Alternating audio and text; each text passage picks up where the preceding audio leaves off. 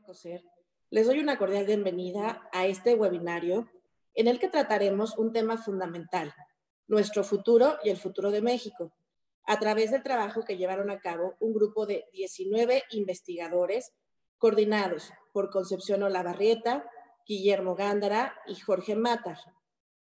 El libro Futuros México hacia 2050 nos recuerda la importancia de imaginar, de tener una visión de país y del mundo que queremos, así como el efecto que nuestro actuar diario tiene en alcanzarlos.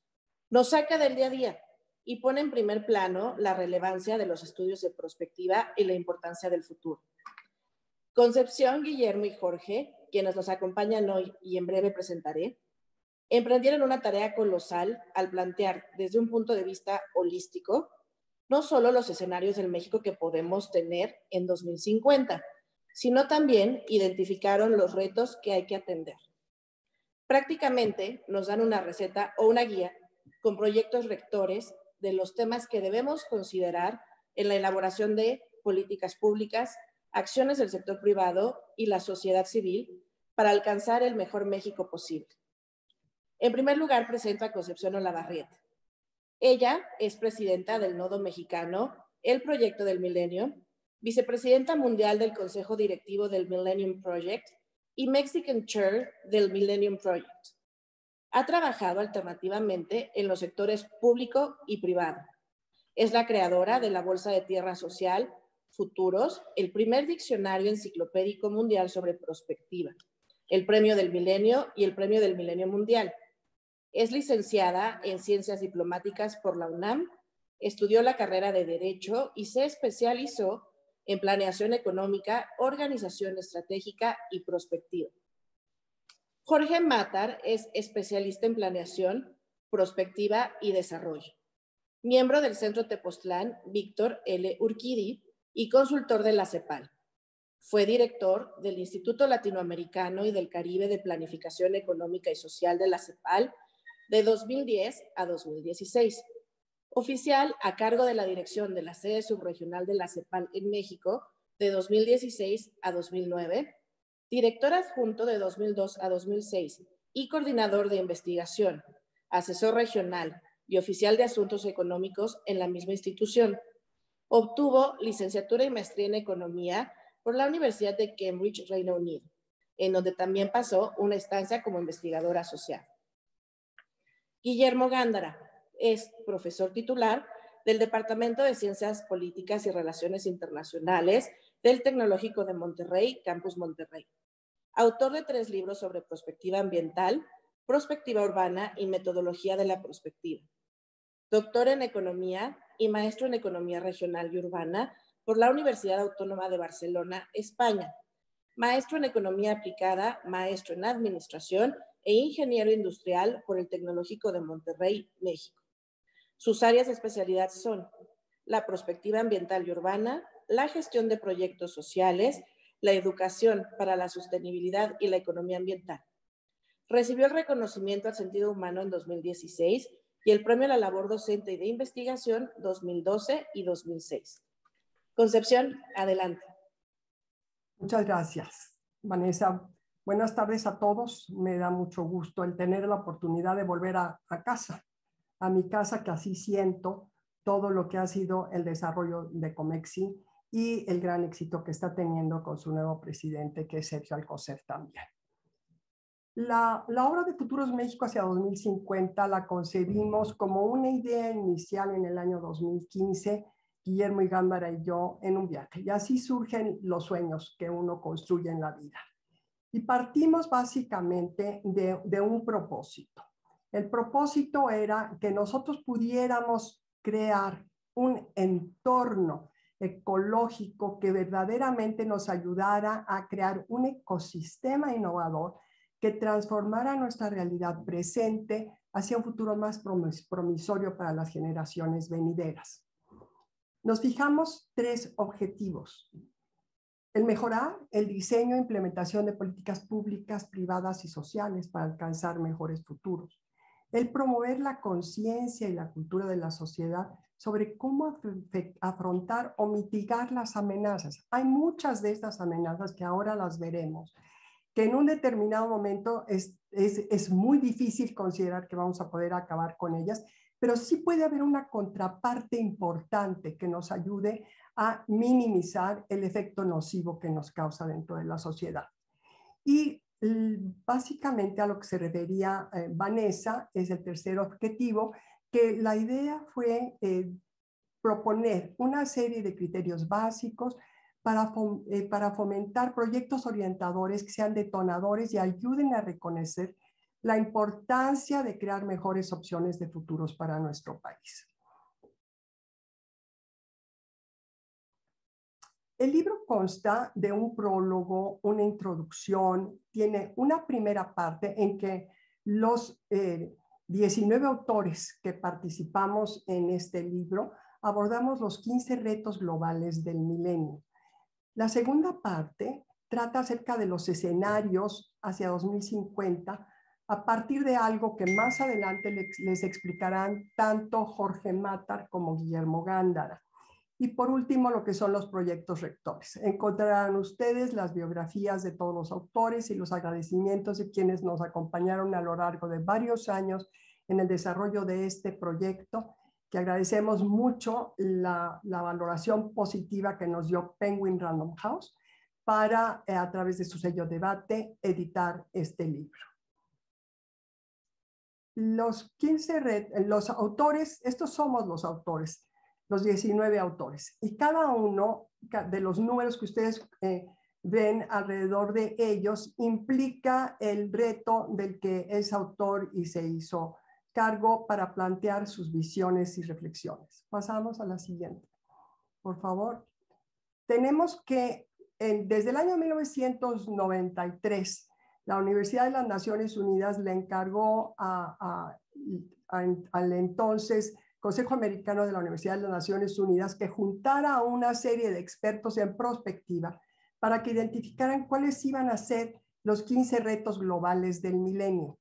Lo relevante de estos 15 retos es su impacto holístico y son desarrollo sostenible y cambio climático, agua limpia, población y recursos, democratización, perspectiva global y toma de decisiones, convergencia global de la tecnología de la información y la comunicación, la brecha entre la pobreza y la riqueza, amenazas contra la salud, educación, resolución de conflictos, el que lo identificamos como paz y conflicto, el empoderamiento de la situación de las mujeres, el crimen organizado transnacional, la energía, ciencia y tecnología, ética global. Me complace decirles que nos acompañan el día de hoy los autores del reto número 5, que es el maestro Mauricio Valdés Rodríguez, y el autor también del reto número 7, que es brecha entre la pobreza y la riqueza. Nosotros somos autores, Guillermo Gándara, de Población y Recursos, Jorge Matar y yo, de Crimen Organizado Transnacional, en cuanto a los retos. Y en cuanto a los escenarios, nos encontramos aquí representados algunos de los autores de los escenarios, y el planteamiento de los proyectos rectores provino de las aportaciones que hicieron cada uno de los autores. Estos retos están retomados dentro de lo que después surgió como los objetivos del milenio, los objetivos de desarrollo del milenio, y luego pasamos a mostrarla a los 17 objetivos de desarrollo sostenible. Jorge, te cedo el micrófono, por favor. Muchas gracias, Concepción, y muy buenas tardes a todos y todas, y un especial saludo y agradecimiento a Comexi por esta oportunidad. Efectivamente, como planteaba Concepción, tenemos una correspondencia que se puede encontrar entre los retos que nosotros trabajamos y los objetivos de desarrollo sostenible. Como vemos en la siguiente lámina, en donde vuelven a aparecer los 15 retos de México al 2050, nosotros diseñamos, digamos, una propuesta metodológica para que en cada reto, cada autor o autores siguieran un más o menos mismo patrón de estructura de cada capítulo. Hay un diagnóstico en donde creo que se hace un muy buen análisis del reto en cuestión, su situación actual, las visiones preliminares que hay hacia el futuro, y una serie de reflexiones que tienen que ver con la posible evolución del comportamiento de este reto, qué tanto podemos enfrentarlo con las mejores perspectivas de resolverlo o qué tanto no. Creo que es importante también decir que esto fue muy importante también para la construcción de los escenarios. Es decir, todo este análisis que se hizo por parte de cada uno de los autores de cada uno de los retos fue lo que nosotros posteriormente, quienes elaboramos los escenarios, usamos como materia prima fundamental para ese planteamiento hacia futuro.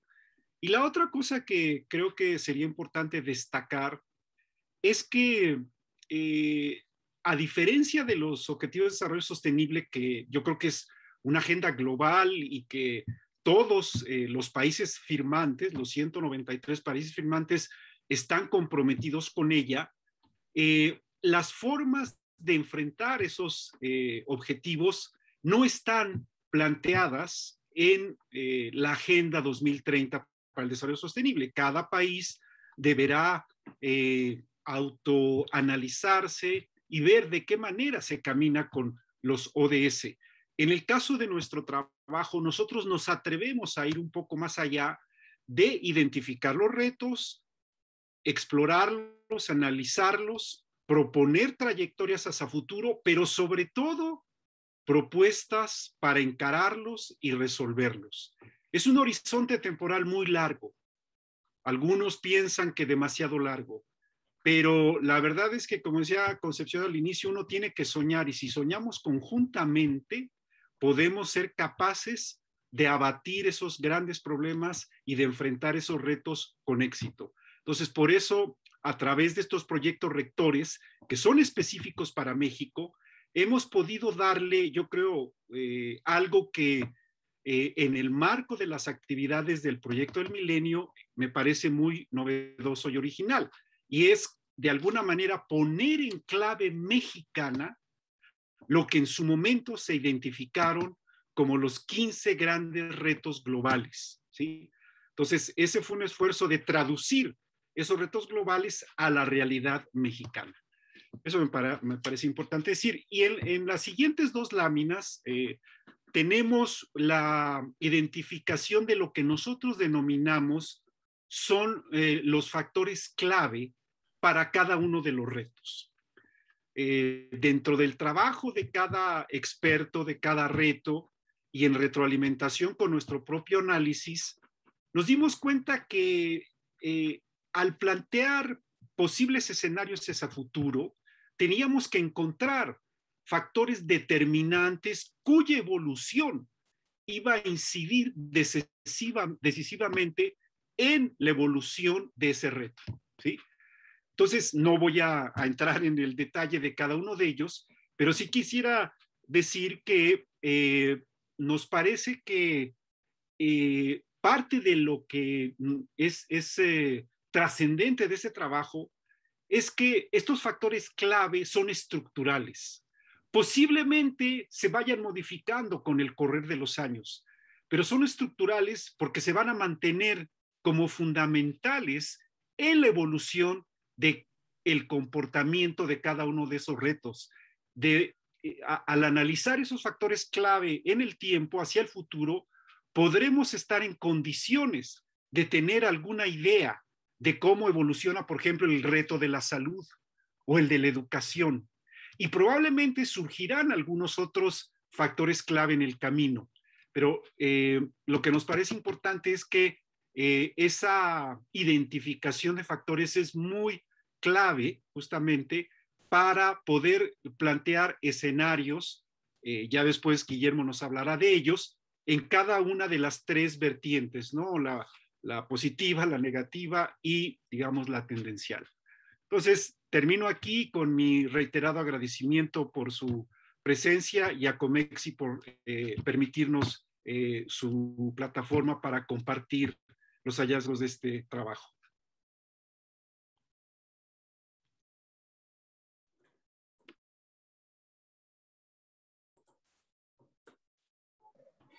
Bueno, pues buenas tardes y Muchísimas gracias a todo el auditorio que nos acompaña esta tarde y especialmente a nuestros anfitriones de Cumexi, Vanessa Zárate y Patricia Zúñiga, y todo su equipo tan brillante que hace posible este webinario y que tuvimos el honor de conocer anticipadamente antes de abrir la sesión.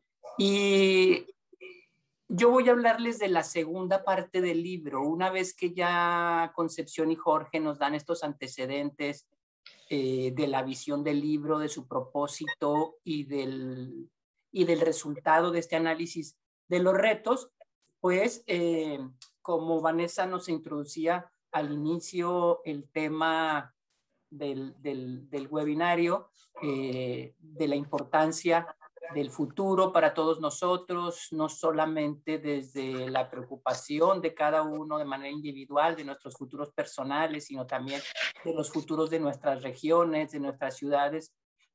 Y el tema del libro, ¿verdad? Finalmente es a nivel nacional, el futuro de México que nos preocupa a todos. Bien, entonces en este sentido de estudiar el futuro, pues nos ubicamos en esta disciplina de la prospectiva estratégica y voy a simplemente a dibujar la utilidad de la prospectiva en esta lámina y hablarles de metodológicamente cómo llegamos a construir los 3 escenarios para el país al 2050.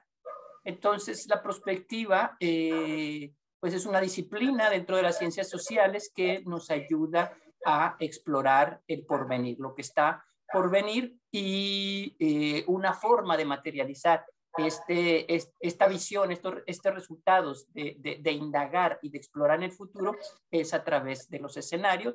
Y yo trato de representar estas diferentes posibilidades, porque las posibilidades de lo que puede suceder son infinitas, con estas figuras geométricas, en el sentido de que tenemos un pasado y tenemos un presente que nos determina una determinada situación y que para el caso del libro es la situación actual de México, dibujado y estudiado alrededor de las 15 temáticas que ya nos fueron presentadas como retos previamente identificados del milenio para el planeta, y como bien dice Jorge, hemos ya bajado y caracterizado a México, los hemos mexicanizado. Entonces, digamos que el presente tomaría esta figura circular y con este color, simplemente para decir, tiene una forma definida que es la primera parte del libro. Luego, el futuro podría ser de una forma, de otra o de otra, y aquí dibujamos 4 posibles formas, es decir, que la evolución de cómo vayamos tomando decisiones y construyendo las políticas públicas, como bien Vanessa introduce desde lo público, desde lo privado y desde la participación de la ciudadanía y de organismos diversos, pues esto podría tomar un camino y evolucionar hacia un cuadrado, hacia un pentágono, hacia un trapecio o hacia un rombo, según fuéramos tomando diferentes decisiones o trabajando en algunas de las vertientes. Es muy importante también decir que nosotros en el escenario apuesta consideramos importante el atender de manera holística las 15 temáticas, y hacia allá vamos a ir concluyendo. Digamos que en este sentido figurado nos preguntaríamos, significan todos estos signos de interrogación, nos preguntaríamos qué futuro, a qué futuro aspiramos o qué futuro nos gustaría tener para nuestro país, y por eso aquí en la lámina tiene una palomita el diamante, simplemente para decir la respuesta a esta pregunta es que nos gustaría que México evolucionara a un diamante. Digamos que entonces la prospectiva nos ha permitido, es la disciplina que nos ha permitido lograr este propósito de visualizar 3 tipos de futuro para México y elegir uno de ellos, y lo hemos hecho a través de un método que es el método del análisis morfológico, en el cual hemos tomado estos factores clave que Jorge nos presentó para cada uno de los retos y les hemos definido diferentes niveles de la información que está conteniendo para representar un escenario deseable, un escenario posible y también un escenario catastrófico. Y aquí tenemos simplemente como ejemplo ver cómo cada uno de los elementos que ya nos presentaba Jorge va tomando información relevante, se va materializando con un rostro de acuerdo a la naturaleza del tipo de escenario en el que se encuentra.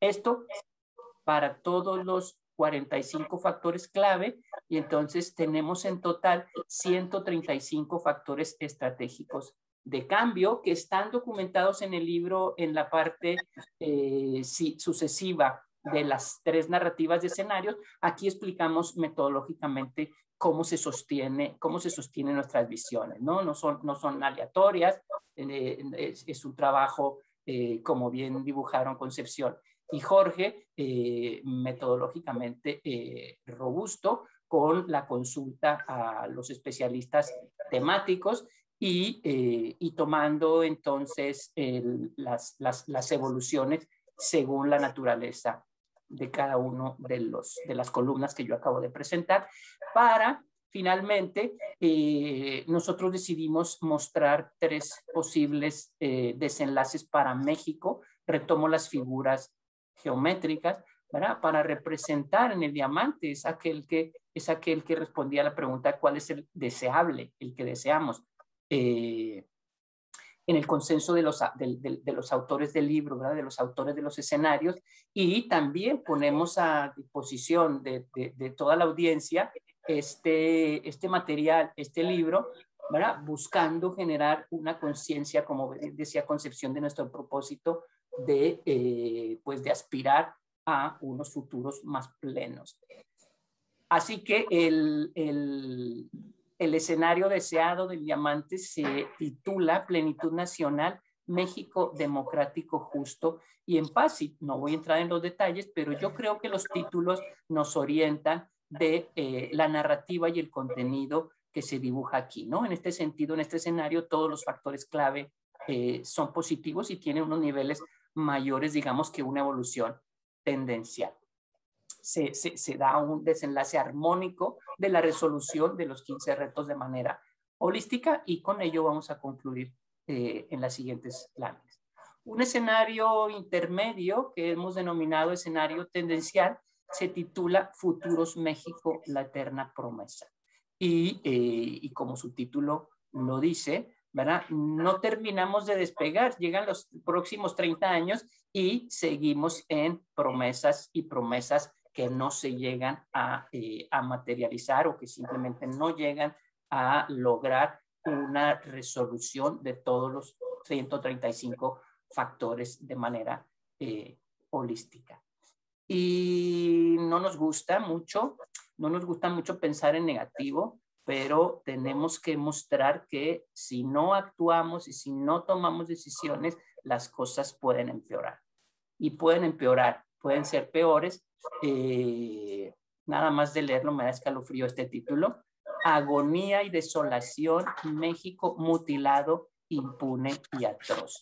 Nos costó muchísimo trabajo acuñar este título y esta narrativa, ¿verdad? Y no queremos ser aves de mal agüero, pero sí queremos dejar en la discusión nacional la urgencia de trabajar y de resolver estos retos, repito, de manera holística, o sea, en las 15 direcciones como dibuja el diagrama que nos presentaron Jorge y Concepción.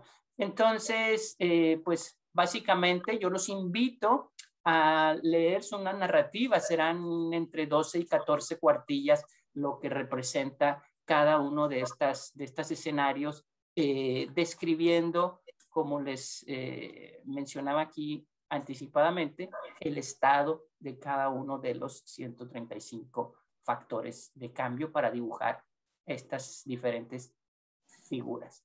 Y ya para cederle la palabra a Concepción y cerrar sobre toda la estructura y contenido del libro, pues este propósito de la prospectiva, de visualizar el futuro, pues debe dar un paso hacia adelante para unirse con la estrategia y entonces formar lo que en la disciplina se conoce como el binomio indisoluble de la prospectiva estratégica en donde podamos nosotros, pues, definir qué es lo que se necesita para transformar esa situación actual, ese círculo rojo, en un diamante amarillo en un periodo de tiempo que en este caso es el horizonte de nuestros escenarios de 30 años para cerrar en términos redondos las 3 décadas que tenemos por delante para llegar a 2050. Así que la estrategia nos definiría ese camino que en este sentido figurado está representado por un camino, unos peldaños, una escalera, que en términos del libro es con lo que cerramos para dar vida a los proyectos rectores, de los cuales nos va a hablar Concepción. Gracias. Muchas gracias, Jorge. Muchas gracias, Guillermo. Pues concluimos que es la última parte del libro con 75 ideas para proyectos rectores. Lo relevante es que tienen que ser medibles, integradoras, transformadoras, productivas, transversales. Deben contemplar inversiones de largo plazo permanentes antes de poder formular una planeación estratégica para el México del futuro que todos anhelamos. Como una idea de lo que planteamos Jorge Matar y yo, pasaríamos a la siguiente, Guillermo, si eres tan amable, es adaptamos el ecosistema de innovación social, magnífica publicación que hizo el Foro Consultivo Científico y Tecnológico, y lo integramos hacia lo que considerábamos era realmente sustantivo en materia de prevención social contra el crimen organizado transnacional. ¿Qué significa esto? Que si nosotros en México no abordamos el tema del crimen organizado transnacional desde un punto de vista integral con la participación de todos los actores, no vamos a poder mitigar. Y por eso cada uno de sus proyectos tiene que atender una visión muy puntual. ¿Quiénes van a ser los beneficiarios? Los beneficiarios van a ser las víctimas, sus familias, los centros comunitarios afectados, las organizaciones civiles que estén trabajando de una manera profesional, lo que es la atención a estos beneficiarios. Partimos nosotros antes de proponer esto como uno de los elementos sustantivos del estudio, en el caso del reto 12, que es el del crimen organizado transnacional, de la identificación de lo que eran los factores clave que estaban incidiendo socialmente en las causas fundamentales para el impulso a que el individuo prefiera convertirse en un sicario. Y esto aborda básicamente 5 vertientes. Uno tiene que ver con la familia, la disfuncionalidad de la familia. El otro tiene que ver con la educación, tiene interés en educarse, puede educarse, cómo es su entorno en materia de educación, cómo es su entorno en el medio de trabajo, si ya está inserto dentro de una actividad a temprana edad, y cómo son sus relaciones personales. Y a partir de estas 4 grandes vertientes surge la quinta, que es el individuo con toda su libertad toma sus elecciones. Entonces nosotros lo que pretendemos es que justamente estos entornos en los que el individuo se desarrolla empiecen a cambiar con una prevención constructiva. No se trata de subsidiar a la gente, se trata de enseñarle a cómo puede salir adelante a partir de las propias necesidades que tiene. Entonces, dentro del ecosistema se consideran a las desarrolladoras de capital social o las gentes de cambio social, a los centros generadores de conocimiento, al gobierno mexicano, a los organismos financieros internacionales y luego a muy diversas fuentes de financiamiento. Verdaderamente resulta sustantivo el que todas las buenas ideas que se tengan se aterricen, se midan, vean los efectos y partan de las necesidades locales, planteándoles sí otras opciones o dándole a la comunidad la visión de dónde ha resultado resuelto algún problema ante el cual se enfrentaron. Entonces, la decisión final tiene que partir localmente para poder emprender entonces todo el trayecto y asegurarse que van a tener los financiamientos a través de las propias redes que se crean en estos momentos en el mundo, tanto financieras como sociales, para la obtención de recursos y que se pueda ir implementando los proyectos. Y prácticamente como este ejemplo planteamos también el que hay que cambiar el lenguaje de los medios. El lenguaje de los medios tiene que ser mucho más constructivo.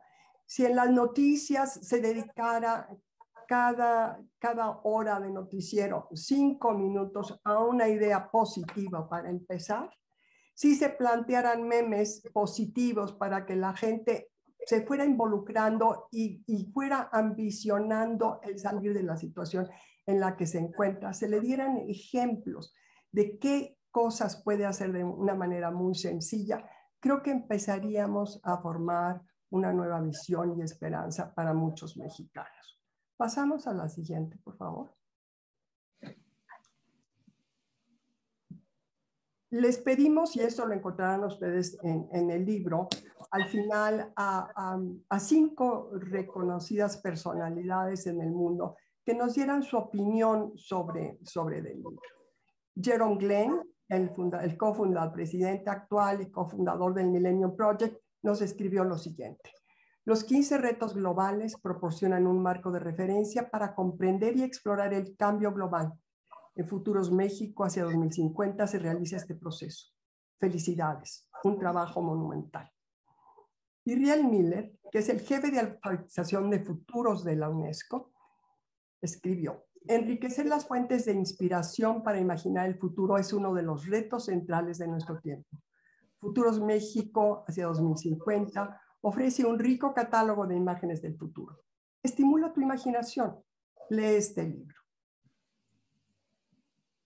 Este es el vínculo en el cual, si ustedes están interesados, pueden consultar más sobre el contenido del libro y escuchar a cada uno de el mensaje de los autores que participamos en esta obra. Y con ello damos por concluida nosotros esta participación y nos abrimos para contestar las preguntas y respuestas. Muchas gracias. Muchas gracias a los 3 por esta excelente presentación. Como mencionaste, Concepción, empezamos nuestra parte de preguntas y respuestas. Le pido a los asistentes que si tienen alguna pregunta para los expositores, puedan hacerla a través del chat. Y bueno, a mí me gustaría iniciar con una pregunta para los 3. Cuando pensamos en construcción de futuro, quizás un primer instinto es pensar que la responsabilidad de la construcción de ese futuro únicamente corresponde a líderes políticos, empresariales o de la sociedad civil. Y creo que pocos nos damos cuenta de que también corresponde a las acciones como individuos.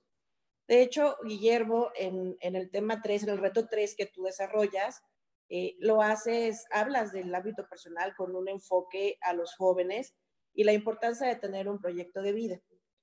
De igual manera, me parece, y lo mencionaste ya, Concepción, que en el reto 12, en la lucha contra el crimen organizado, pues también hay, con la importancia del enfoque preventivo y constructivo, también se menciona la importancia de atender a los jóvenes y de buscar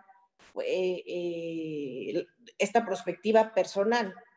Me gustaría que hablaran un poquito más de esa dimensión personal y la importancia de su construcción del futuro. Y si quieren, empezamos al orden inverso de cómo empezamos la presentación. Guillermo, si quieres dar un comentario sobre esto. Sí, Vanessa, muchísimas gracias por la pregunta y darnos la oportunidad de poder profundizar un poquito sobre esto. Déjame empezar diciéndoles que ahora que estamos haciendo presentaciones del libro en diferentes foros, tuve la oportunidad de estar en un programa de construcción de la ciudadanía y aquí el enfoque era desde el individuo, ¿no? Que tocara diferentes temas reflejados en el libro sobre este punto. Y nada más así de lo primero que se me viene a la mente cuando formulaste la pregunta, sí, además de que lo abordamos en el reto de población desde la juventud y en el reto 12 que acaba de presentar Concepción, a mí se me vino inmediatamente en el tema de democratización en el de la ética, en el de género y en el de la educación, la responsabilidad que tenemos de manera individual. Y también te quiero comentar que en mi labor docente, pues estoy en contacto cotidiano con la juventud, ¿verdad? A nivel de formación, y dos de mis materias son, una de ellas, ciudadanía y democracia, donde vemos todos los temas de la apatía de la juventud a participar en los procesos públicos, y por otro lado, también doy el curso de prospectiva estratégica, y con ellos reflexionamos sobre y vemos las herramientas de estudio del futuro, ¿no?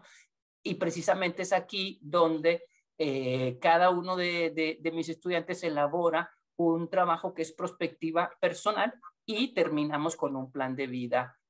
Cada uno de los alumnos termina con un plan de vida, ¿no? de largo plazo.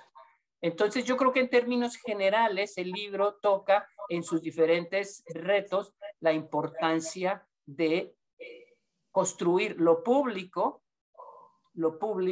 desde lo individual, porque finalmente todos coincidimos en el espacio público y todos queremos el México que va a ser de todos, ¿sí? En donde necesitamos apropiarnos de ese sueño todos, y todos abonar en toda la geografía y riqueza de nuestro país y de todas las mentes y diversidad cultural, aportar a una visión de largo plazo. Yo creo que en todas las dimensiones podemos encontrar puntos prioritarios. Gracias. Gracias, Guillermo. Jorge, ¿quieres hacer un comentario? No, lo único que diría, por supuesto, estando de acuerdo con Guillermo, es que me parece que el Estado Nacional tiene una gran responsabilidad para alentar la participación de la ciudadanía. Yo creo que en México hemos avanzado mucho, pero estamos lejos de lo que nosotros, uno de los eslogans que usamos para el escenario deseado, de tener una democracia plena. Yo creo que hoy en día la ciudadanía busca espacios que a veces el Estado, en su calidad, digamos, de coordinador de la vida nacional y de orientador del proceso de desarrollo, no necesariamente está abriendo, ¿no? Entonces, por supuesto que desde la ciudadanía y desde la individualidad tenemos mucho que hacer, pero también el Estado tiene que corresponder a las formas de expresión y participación ciudadana. Esa es la única notita que agregaría a lo que ya dijo Guillermo. Gracias, Vanessa. Gracias a ti, Jorge. Concepción, ¿quieres también hacer un comentario además de lo que nos presentaste? Pues yo quisiera más bien hablar de una gran experiencia en México. Nosotros, uno de los primeros proyectos que lanzamos con el Milenio Project, porque nos dimos cuenta que no se estaba trabajando con los jóvenes y en el mundo de la manera como nosotros pensábamos que ellos podían hacer.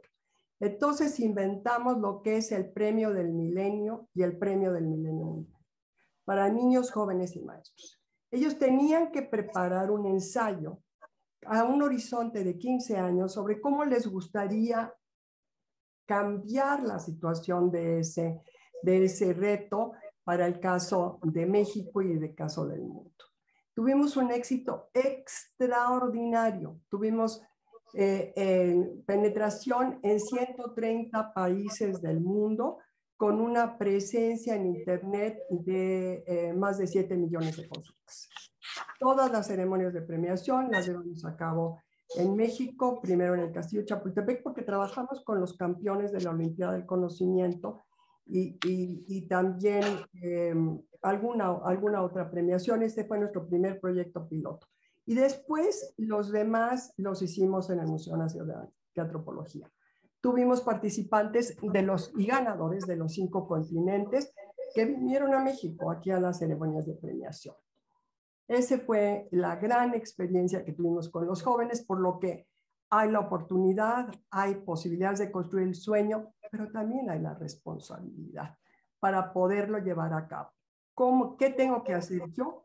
para que a partir de cómo yo actúo, cómo yo reacciono, cómo yo me comprometo, voy a construir un mejor México. Muchas gracias, Concepción. Y pensando también, hablando de un objetivo que tenemos hasta el 2050, es decir, a 30 años, me gustaría escuchar su opinión sobre cómo podemos romper este ciclo que vemos en México con el inicio de cada administración. Cada administración nueva que llega, pues empieza de cero, borra lo del anterior, y me parece que esto es un reto en nuestro país para poder lograr una visión de futuro que sea transeccional y constante en el tiempo. ¿Cómo podremos lograr ese acuerdo nacional para transitar hacia ese escenario deseado?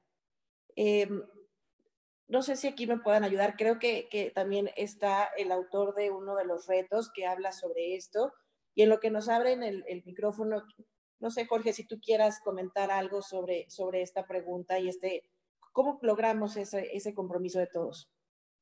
Bueno, esa es la gran pregunta que nos hacemos todos desde hace mucho tiempo, porque efectivamente en México, pero yo te diría que en toda América Latina y en muchos países del mundo, se reinventa la rueda cada cambio de gobierno.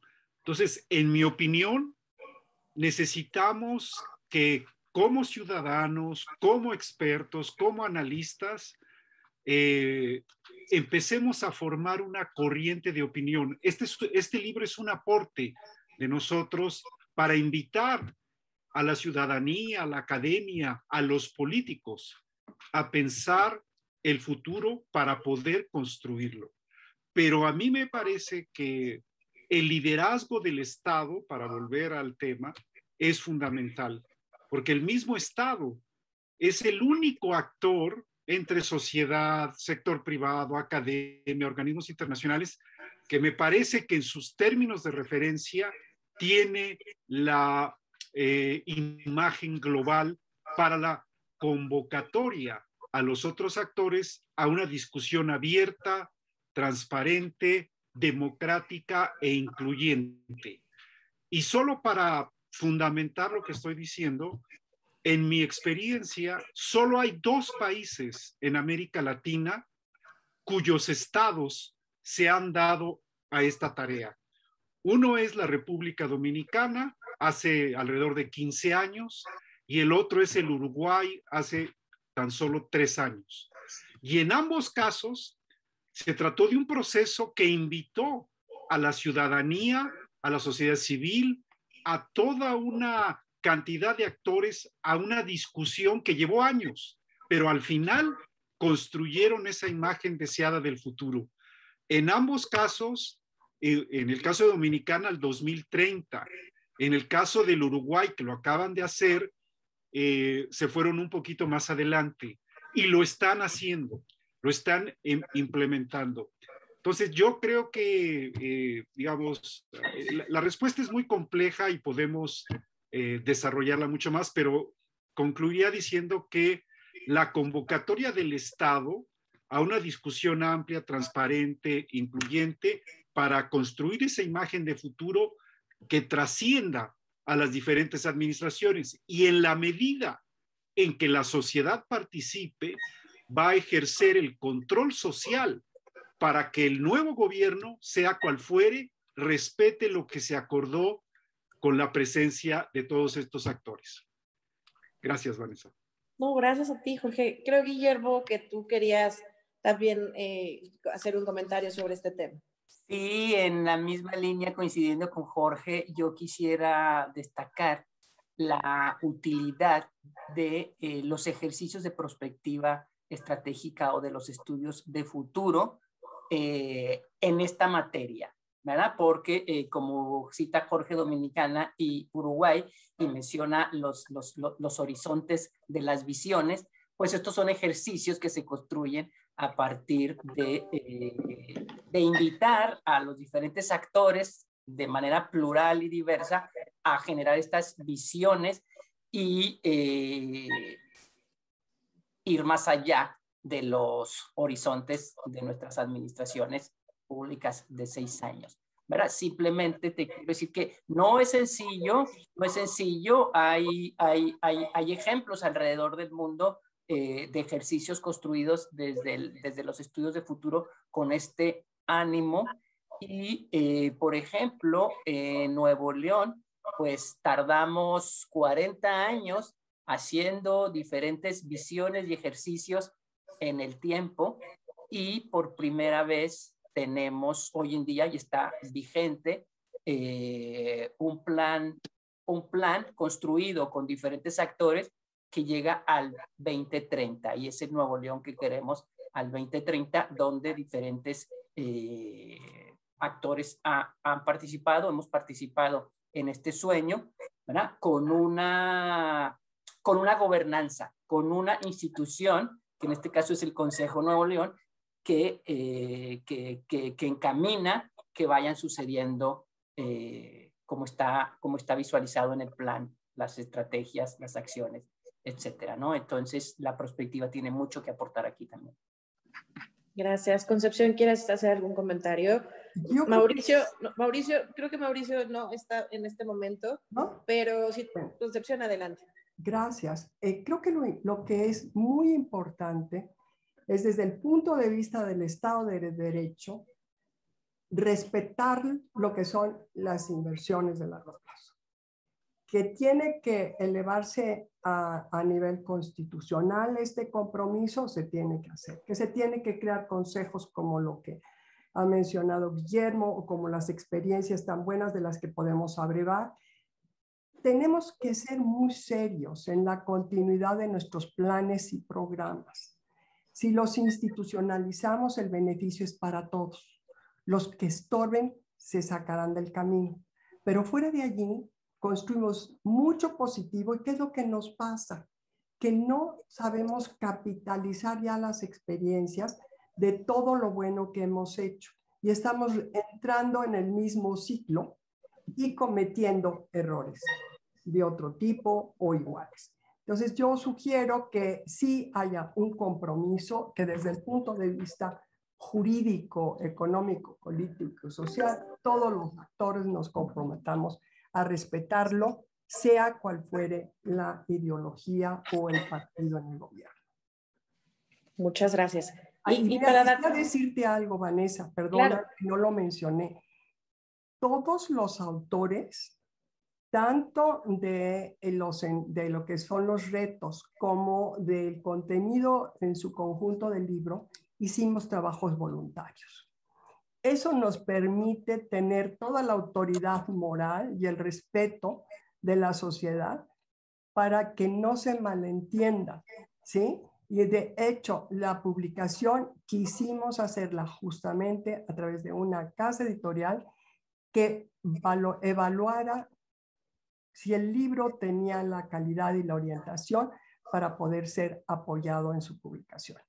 Y lo logramos, y no solo eso, sino hemos logrado también que para el nuevo libro que vamos a sacar, que es Latinoamérica hacia 2050, ya no nada más desde el punto de vista de un país, sino desde el punto de vista de una región, podamos ir trabajando en ese tipo de convenios y tratados y acuerdos bilaterales y multilaterales que tantos tenemos en Latinoamérica, pero que nos hace falta más una base fundamental para ir teniendo un crecimiento consistente y armónico, y reconocernos muy orgullosamente que los latinoamericanos lo podemos lograr.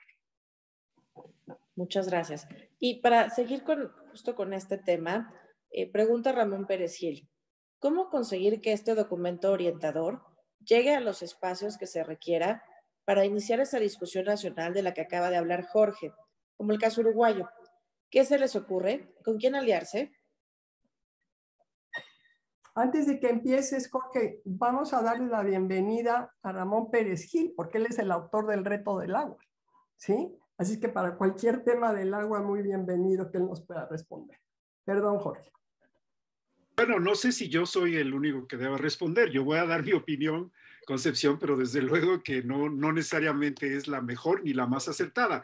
Yo creo que lo que estamos haciendo hoy, gracias a Comexi, es parte de ese ejercicio de llevar la reflexión y la acción para construir el futuro hasta donde sea posible.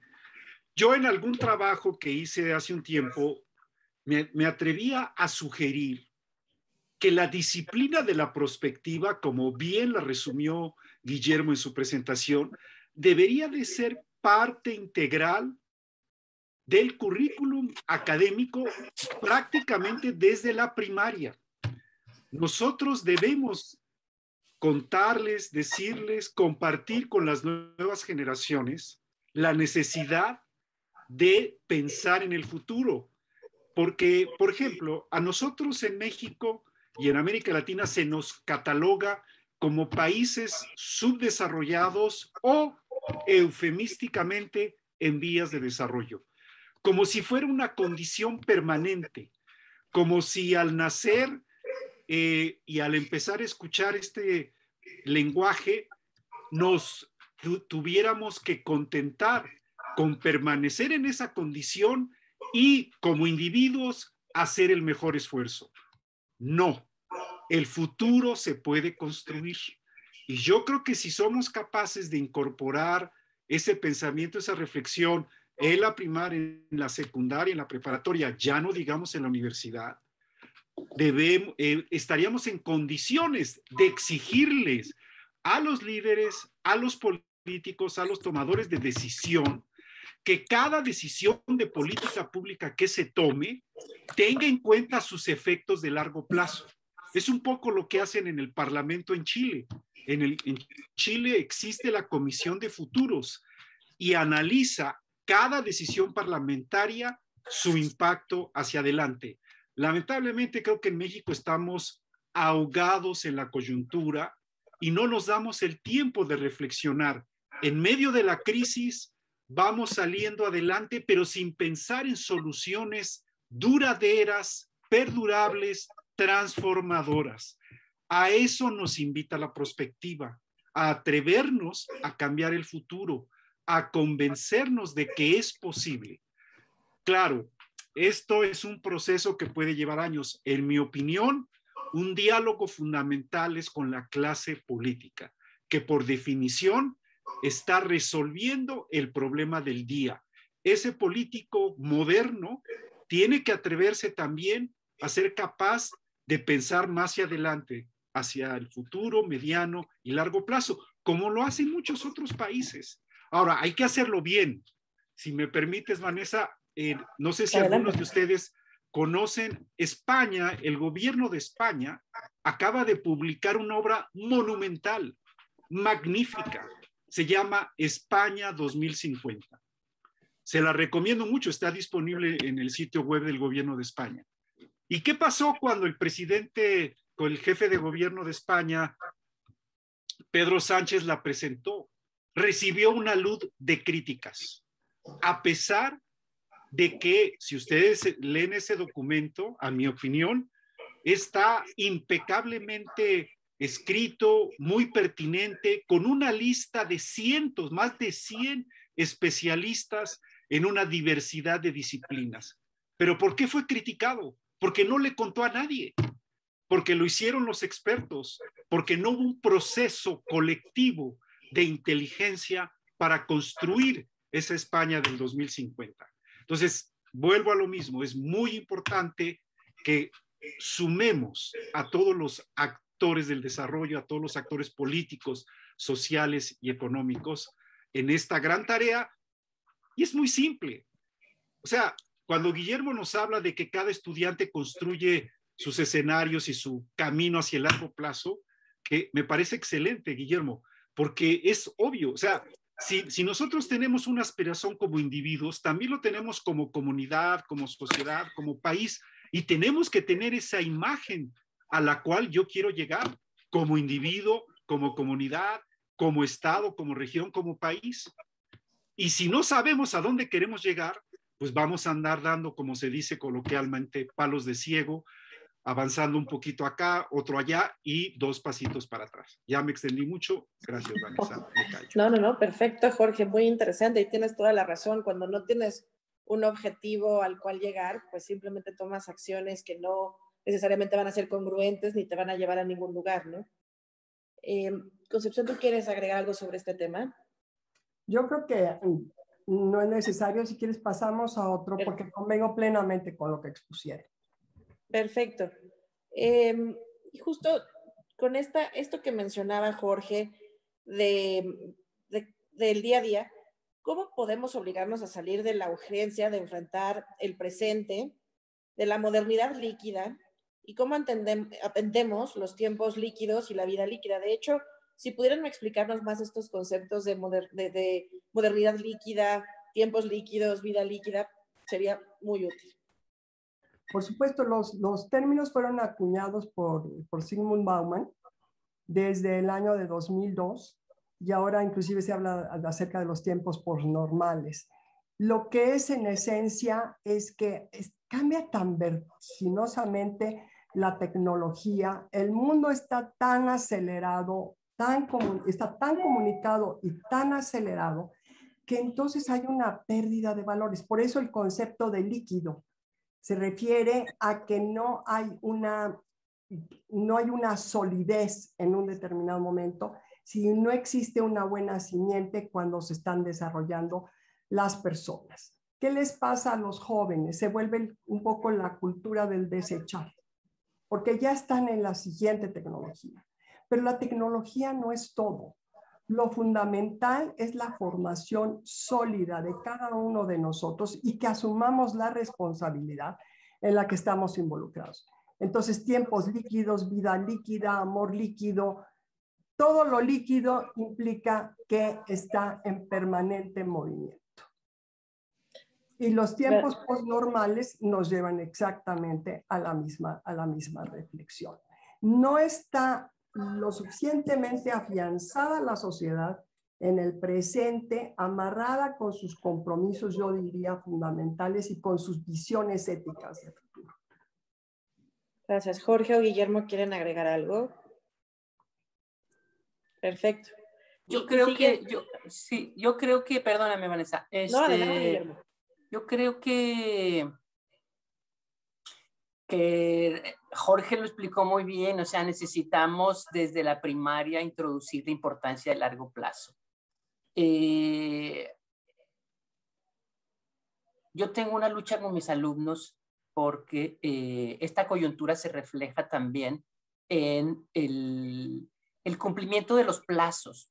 Todo lo dejan al último momento, al cuarto para las 12, cuando está por vencer el plazo para recibir una determinada actividad, ¿no?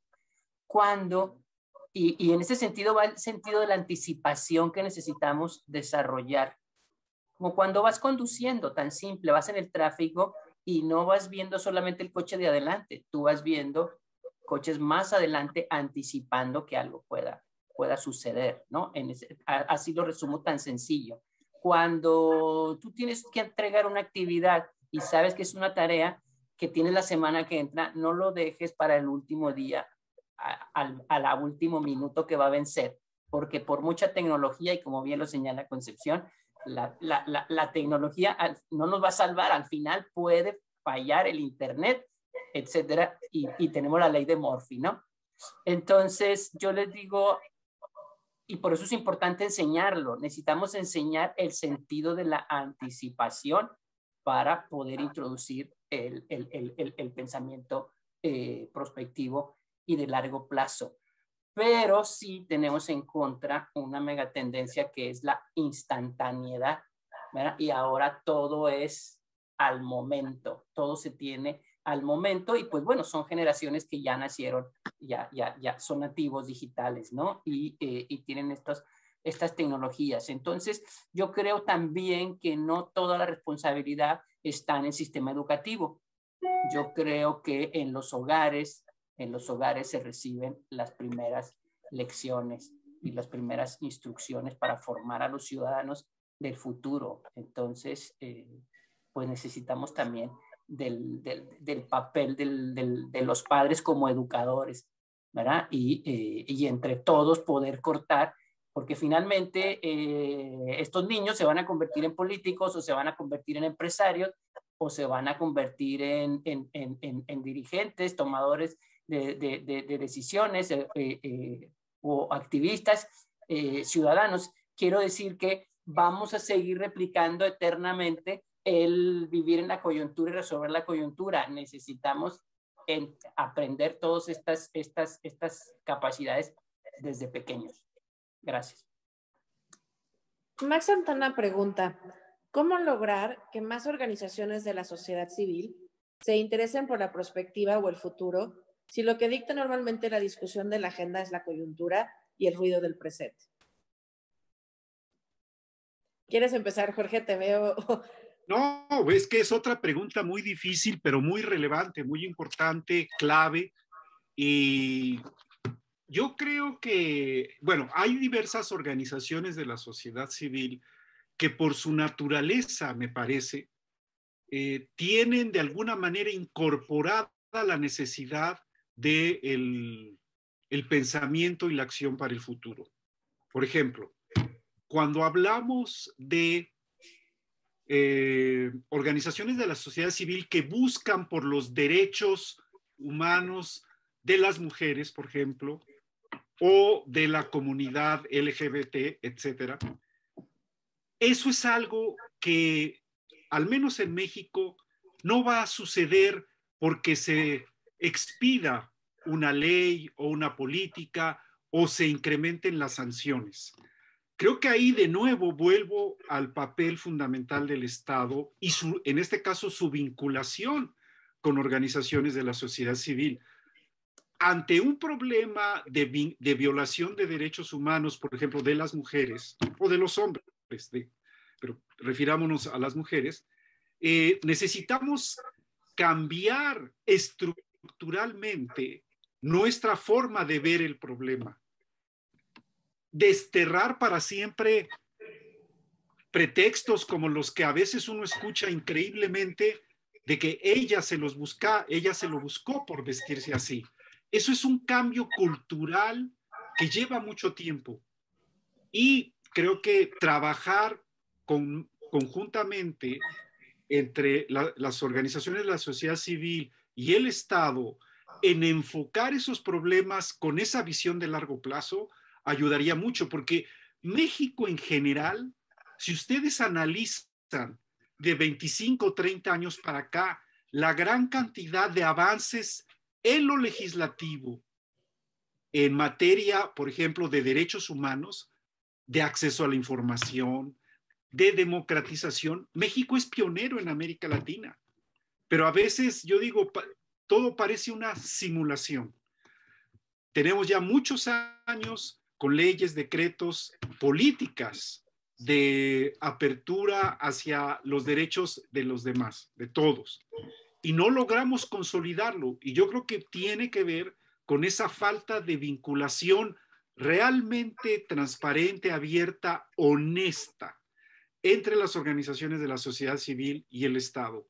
A mí me da la impresión que a veces solo son formalidades que se cumplen, leyes que se expiden para que no se respeten, no se publican los reglamentos. Entonces yo creo que de nuevo, qué bueno que la sociedad civil sea muy activa, pero necesitamos un Estado que se dé cuenta de que eso es necesario, que necesitamos contrapesos, que el Estado no lo es todo. Tiene que poner el campo de juego para que se den esas posibilidades de interacción con la sociedad, con el sector privado y siempre también con esa perspectiva de futuro. Por eso hablo de Estado y no de gobierno, ¿no? Para diferenciar las visiones que se pueden tener desde ambos conceptos. Listo. Gracias, Jorge. Guillermo. Sí, yo quería añadir que nosotros como profesionales de los estudios de futuro tenemos una responsabilidad también grande para poder llegar con el lenguaje y acercarnos a más organizaciones de la sociedad civil en esta educación hacia el pensamiento de largo plazo. Y ya aquí a mi izquierda o derecha, no sé cómo lo vean allí, tengo 3 organizaciones de la sociedad civil. Estos 3 logos son 3 organizaciones de la sociedad civil que ya por su naturaleza, los 2 primeros, pues son de naturaleza prospectiva, ¿verdad? Y que son los 3 sellos que acompañan a la contraportada y que gracias a su apoyo se hizo posible este libro, ¿no? Pero en particular quiero hablar de este jaguarcito que está aquí, que estoy señalando con mi dedo, ¿verdad? Esta es una organización no gubernamental, ambientalista, preocupada por la conservación de los ecosistemas en este país y en específico en el estado de Nayarit, como patrimonio para las futuras generaciones, ¿verdad? Entonces es una organización que se preocupa y se ocupa por el futuro en la naturaleza de la organización. Y que en el libro les recomendamos que lean el prólogo. El prólogo es escrito por el presidente de esta Fundación Biosfera de Álica, el doctor Antonio Muñoz Santiago, y él nos cuenta la preocupación de ellos como conservacionistas por este patrimonio, pero también el cómo la misma organización ha adoptado o ha incursionado en el largo plazo, ¿no? Las organizaciones también generan sus planes 2030, 2040, 2050, también generan sus visiones como lo estamos visualizando para el país, también las organizaciones generan sus planes de largo plazo, ¿no? Entonces, yo creo que también nosotros tenemos gran responsabilidad ahí. Concepción, ¿algún comentario? Mira, yo creo que es muy interesante la buena voluntad de muchos mexicanos que se empiezan a organizar como sociedad civil, unas veces desde el punto de vista jurídico muy bien integrados y otras veces queriendo hacer las cosas, pero poniendo lo mejor de su parte, desanimándose porque no ven resultados. Entonces, mi sugerencia para esas organizaciones de la sociedad civil, porque he estado cercana a ellas, es que investiguen un poco más dentro de la línea, dentro de lo que ellos están, quiénes pueden ser unos buenos modelos para ellos. Y no compitan por recursos para sus proyectos si no están alcanzando el éxito que ellos esperaban para beneficiar a terceros. Creo que es muy importante la profesionalización de la sociedad civil también, y entendiéndola esta de una manera muy amigable, es decir, quién está haciendo algo similar a lo que yo quiero hacer o a lo que estoy haciendo y por qué a ellos sí les funciona y a mí no me funciona. Esto creo que es actuar desde un punto de vista muy formal, muy comprometido, y estoy segura de que se pueden alcanzar buenos logros con ello. Gracias. Y quisiera cambiar un poco el tema, porque creo que al hablar de estudios de futuro y de prospectiva, pues no podemos dejar de mencionar a los cisnes negros. ¿Cómo podemos estar preparados para enfrentarlos cuando aparezcan? ¿Y cómo podemos obtener beneficios o algún tipo de resultado positivo de los mismos? No sé quién de ustedes quiera iniciar o quiera contestar esta pregunta.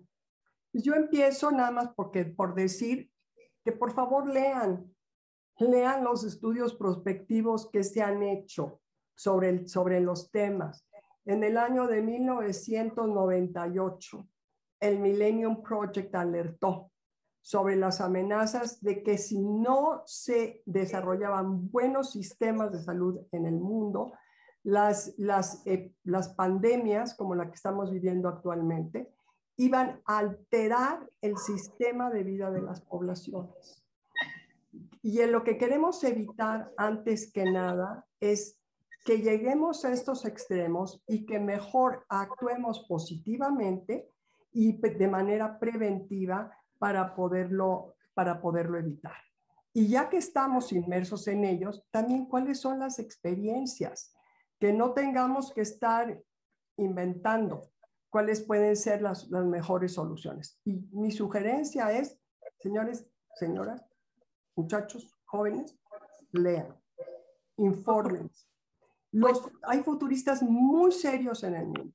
Si se meten ustedes al sitio del Millennium Project, que agrupa más de 4.500 expertos en muy diferentes disciplinas, de una manera muy amigable pueden seleccionar el tema que se les antoje, meterse en él, preguntar y les dan la contestación que ustedes pueden desear, pero también las referencias bibliográficas en las que se pueden apoyar. Concepción, comenta por favor sobre la carta que acaban de enviar los futuristas en el mundo a la ONU. Sí, se le planteó al secretario general de Naciones Unidas la creación de la unidad de amenazas estratégicas. Y se le dieron los 10 ejemplos de las que eran las principales que se iban a presentar. Nosotros en el caso de México le hemos planteado ya a la Secretaría de Relaciones Exteriores una invitación muy cordial para que apoye esta iniciativa, pero así como somos nosotros, somos 67 nodos en el mundo y entre todos estamos trabajando con nuestros países. Ya se está trabajando, ya se está llevando a cabo la información directamente dentro del Secretariado General de Naciones Unidas para que en todo el mundo estemos informados cuáles son los principales riesgos y qué podemos hacer para mitigarlos. Jorge, ¿algún comentario? Sí, refiriéndome a tu pregunta, yo diría que, bueno, por definición, los cisnes negros llegan cuando uno no los espera y en general provocan un impacto importante. Algunos dicen que esta pandemia es un cisne negro, algunos dicen que no, en parte fundamentados por lo que acaba de decir Concepción, de que ya había muchas advertencias de que algo venía, pero ¿cuándo? No sabemos. Lo que sí estamos claros es que ni los países más avanzados, mucho menos los menos desarrollados, estábamos preparados para enfrentar una pandemia como esta. Yo creo que la respuesta que se ha dado en todo el mundo ha sido muy heterogénea, pero creo que hay un denominador común, y ese denominador común es la falta de colaboración, la falta de soluciones estructurales de largo plazo, para que la próxima vez que venga una pandemia, con mayores elementos podamos enfrentarla. El ejemplo más claro, me parece, es la producción de vacunas. ¿Sí? Ha sido una competencia feroz entre los países ricos, las empresas farmacéuticas que han acaparado esa producción, y sabemos de las estadísticas de cómo en los países menos desarrollados la marcha de vacunación es mucho más lenta. Entonces, esto es profundamente injusto y hasta cierto punto ridículo, porque a los países avanzados les conviene también que todo el mundo esté vacunado para que se reactive de manera más rápida la actividad económica, el comercio. Entonces, yo creo que una de las grandes lecciones de este cisne negro, o del color que le quieran poner, es la necesidad de un mundo más solidario. Ya no por voluntad, digamos, de buena voluntad, sino por conveniencia. Un problema global como lo es la pandemia tiene que resolverse globalmente. No basta con que en un país rico se avance y se tenga el 100% de la población vacunada, porque vivimos en un mundo globalizado, todo el mundo viaja, entran y salen personas, mercancías, bienes, etc. Entonces, a menos que el país se aísle, va a ser imposible que la economía se termine de reactivar, el comercio internacional, con una, digamos, dosis de vacunación completa en la gran mayoría de los países, ¿no? Entonces, en el caso de América Latina, quiero decir dos cosas. Primero, para México, y creo que también para muchos países de América Latina, una lección que dejó la pandemia es que la salud debe ser un bien público. En México, desde los años 90, la ola neoliberal dejó de lado muchas labores del Estado en materia de salud pública. México era una potencia en medicina, en fabricación de vacunas, de reactivos, de equipo médico. Hoy en día, todo eso está disminuido. La única excepción es que somos muy buenos en fabricación de equipo médico, pero son empresas multinacionales las que han venido a México y México hoy es uno de los principales exportadores de equipo médico gracias a estas empresas, pero no tenemos una capacidad de investigación, de desarrollo tecnológico que sí teníamos hace 25, 30 años, ¿no? Entonces, eso es una gran lección. Necesitamos, en mi opinión, recuperar la noción de un sistema de salud pública como un complejo que integre la provisión de salud como un bien público, de salud de calidad, la fabricación de medicamentos básicos, la investigación y desarrollo de nuevos productos medicinales, en fin, todo lo que es un sistema de salud pública. Yo creo que es una de las grandes lecciones y no creo que se esté pensando en eso. Es un proyecto de muy largo plazo. Y junto con eso, otra gran lección es que en América Latina nos revelamos frente a la pandemia como incapaces de cooperar entre nosotros. Ningún mecanismo de la integración latinoamericana funcionó para hacer frente a la pandemia, para intercambiar experiencias. Cada país le hizo como pudo y le está haciendo como puede. Quizás la única excepción es un poco este arreglo entre México y Argentina, pero que curiosamente fue promovido por un empresario, no por los gobiernos, ¿no? Qué bueno que lo hizo, porque yo creo que es una cosa buena, pero a lo que voy es a que la integración latinoamericana realmente está de capa caída y podría haber sido una forma de enfrentar la pandemia conjuntamente de manera más eficaz. Ahí lo dejo. Guillermo, ¿algún comentario? Bueno, no, yo creo que ya quedó cubierto. Perfecto, me voy a regresar al reto 12, porque tenemos una pregunta de María Novoa. María nos dice, en el caso de la criminalidad organizada, ¿qué funciona como ecosistema en la relación global local? ¿Cuál es el valor de la creación de unidades de gestión del conocimiento desde la academia para contribuir a la toma de decisiones en la gobernanza de la seguridad? Cuando países pequeños, pobres, fragmentados, están siendo criminalizados con estrategias de actores violentos al margen de la ley que sobrepasan la misma mirada institucional del Estado.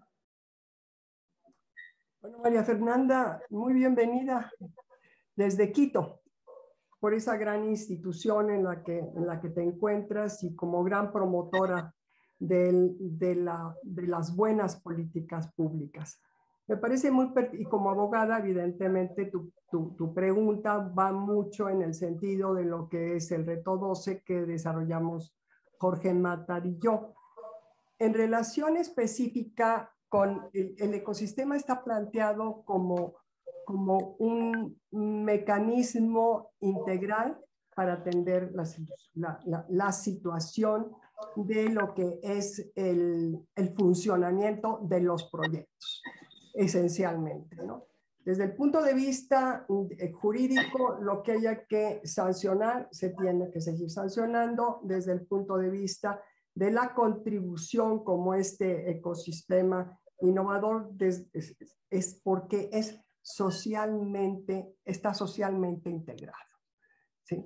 Ya ahí tú ves las áreas de conocimiento dentro de lo que les planteamos ahora, ¿sí? Cómo son responsables todos los centros generadores de conocimiento de ir propiciando ese cambio, de ir contribuyendo con los estudios. Tú me hiciste favor de proporcionar, por ejemplo, la información cuando yo te solicité de la identificación de los principales cárteles que había en tu país, de las mafias o de las pandillas, y qué pasaba con ellos. Cuando saquemos el libro de Latinoamérica, tendrás oportunidad de ver cómo retomamos justamente toda la riqueza de esta información que nos fue proporcionado por todos los países latinoamericanos para plantear una visión de futuro que sometimos a la consideración de expertos internacionales y que nos dijeran de los 25 variables del crimen transnacional organizado, cuáles se iban a mitigar, cómo se iban a mitigar y cómo deberían de atenderse cada uno de ellos y ante cuáles íbamos a tener los mayores riesgos. Pero todo tenemos que partirlo de lo local. Jorge, a mí me gustaría que tú complementaras lo que quisieras sobre lo que escribimos. No, yo creo que no hay mucho que decir adicionalmente, Concepción. Lo que sí creo es que de nuevo es un ejemplo clásico de un reto que necesariamente tiene que enfrentarse con visión de largo plazo, ¿sí? Especialmente en México, en donde realmente hay que reconocer la penetración que ha alcanzado el crimen organizado transnacional, el control de partes del territorio y, como lo planteaba alguna de las preguntas en el chat, la ocupación de espacios del Estado, de la amenaza que representa para el Estado. A mí me parece que la solución pasa, como está planteado, en realidad Concepción es la autora intelectual, yo le ayudé algo en el reto, pero ella es la gran autora, y este planteamiento de un ecosistema, a mí me parece que es la solución perdurable, porque si no tenemos ese enfoque de largo plazo, no vamos a avanzar mucho. Yo creo que hoy en día una parte significativa de la sociedad mexicana o está directamente participando o digamos que lo acepta como un dato. Y creo que eso es muy peligroso. Y eso es lo que creo que trata de darle la vuelta, eliminar esa visión a partir de la construcción de este ecosistema que está planteado en el texto. Muchas gracias. Pues nos extendimos un poco de la hora que teníamos programada. El libro es muy interesante, da para una discusión rica de muchos temas. Quiero agradecerles a todos los asistentes y en particular a nuestros 3 expositores y coordinadores de este libro, su presencia el día de hoy. Y seguramente estaremos hablando pronto del segundo libro sobre Latinoamérica. Muchas gracias a todos. Muchas gracias.